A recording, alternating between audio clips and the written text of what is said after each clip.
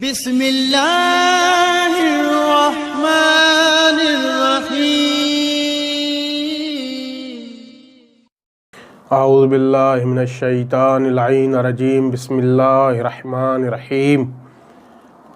अल्हम्दुलिल्लाहि रब्बिल आलमीन। अस्सलातु वस्सलामु अला अशरफिल अंबियाइ वल मुरसलीन व आलिहि तय्यबीन अत्ताहिरीन अल मासूमीन। अम्मा बाद। मुअज़्ज़िज़ सामिईन व नाज़रीन इकराम, मोहब्बत अहले बैत जे उन्वान सां 17हीं नशस्त तमाम आमाले हसना जी क़बूलियत जे लाइ मोहब्बत अहले बैत अलैहिमुस्सलाम शर्त आहे। इन दावा ते बितौर दलील नबी अकरम सल्लल्लाहु अलैहि वसल्लम जी एक रिवायत पेश कंदासीं, जेका मुस्तदरिकुल वसाइल में भी जिल्द नंबर 1 में भी मौजूद आहे ऐं अनीसुल मुहिब्बीन में भी मौजूद आहे। त क़ालन नबी सल्लल्लाहु अलैहि वसल्लम फ़रज़ल्लाहु अला उम्मती ख़म्स ख़िसालिन। नबी अकरम सल्लल्लाहु अलैहि वसल्लम जिन फरमाइनि था त अल्लाह ताला मुंहिंजी उम्मत ते 5 शयूं फ़र्ज़ करार ॾिनियूं आहिनि। इकामुस सलाते व सियाम शहरु रमज़ान। पहिरीं शइ अल्लाह जेका फ़र्ज़ करार ॾिनी आहे उहा आहे नमाज़। ॿी शइ अल्लाह मुंहिंजी उम्मत ते फ़र्ज़ करार ॾिनो आहे रमज़ान जा रोज़ा। व ईता ज़कात व हज्जुल बैत। टीं शइ जेका फ़र्ज़ अल्लाह साईं करार ॾिनी आहे उहा आहे ज़कात ऐं चौथी आहे हज। 5हीं शइ नबी अकरम सल्लल्लाहु अलैहि वसल्लम जिन फरमाइनि था अल्लाह ताला मुंहिंजी उम्मत ते फ़र्ज़ करार ॾिनो आहे व विलायतो अली इब्न अबी तालिब वल आइम्मत मिन वल्दिही।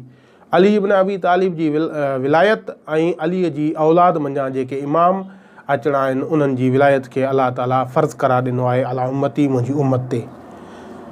उन खां बाद नबी अकरम सल्लल्लाहु अलैहि वसल्लम जिन फरमाइनि था वल्लज़ी बअसनी बिल हक़्क़ि ला युक़बिलुल्लाहु अज़्ज़ व जल अबदन फ़रीज़तन मिन फ़राइज़िही। मूंखे कसम आहे उन ज़ात जी जंहिं ज़ात मूंखे हक़ ते मबूस कयो आहे त अल्लाह ताला कंहिं बि इंसान जो को बि फ़रीज़ो कोई बि अमल क़बूल न कंदो इल्ला बि विलायत अली इब्न अबी तालिब, सिवाइ अली इब्न अबी तालिब जी विलायत जे। फ़मन वाला हो क़ुबिल मिन्हु साइरिल फ़राइज़। जेको अली इब्न अबी तालिब जी विलायत रखंदो हूंदो, अली सां मुहबत कंदो हूंदो ऐं औलाद अली अमीरुल मोमिनीन सां मुहबत कंदो हूंदो, अल्लाह उनजे तमामु फ़राइज़ खे क़बूल कंदो। व मन लम युवालिही लम युक़बिलुल्लाहु मिन्हु शैआ। जेको अली ऐं औलाद अली सां मुहबत न रखंदो हूंदो ऐं विलायत अली जो क़ाइल न हूंदो, अल्लाह उनजे कंहिं बि अमल खे काई बि शइ उनजी क़बूल न कंदो। हिकु ॿी रिवायत इमाम जाफ़र सादिक़ अलैहिस्सलातु वस्सलाम जिन खां आहे।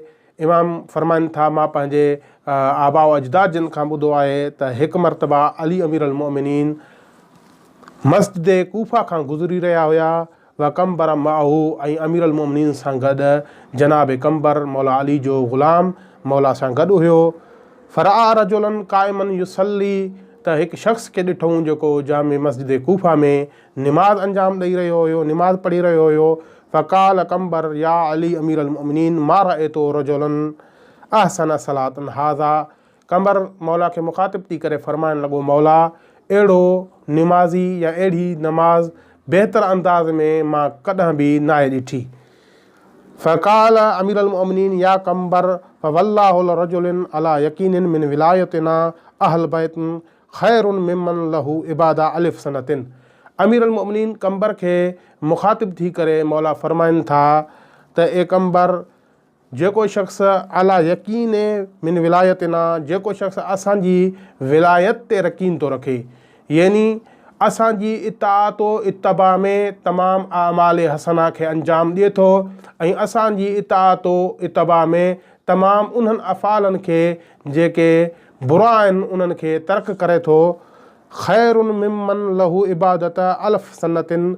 उन्हनि जी इहो यकीन ऐं उनजो इहो अमल अंजाम ॾियणु हिन निमाज़ खां 1000 साल वधीक बहितर ऐं बुलंद ऐं बालातर आहे।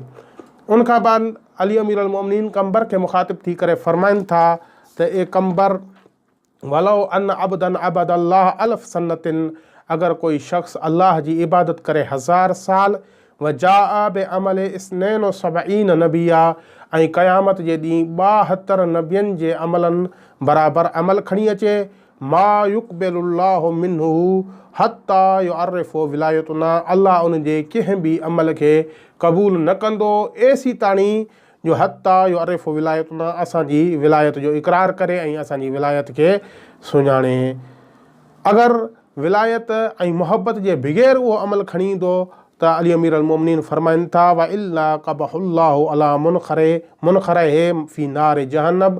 अगर बग़ैर विलायत ऐं बग़ैर मुहबत जे अमल खणी ईंदो त अल्लाह उनखे ॿधे मुंहुं उंधे मुंहुं जहन्नम में दाख़िल कंदो। वस्सलामु अलैकुम वरहमतुल्लाह।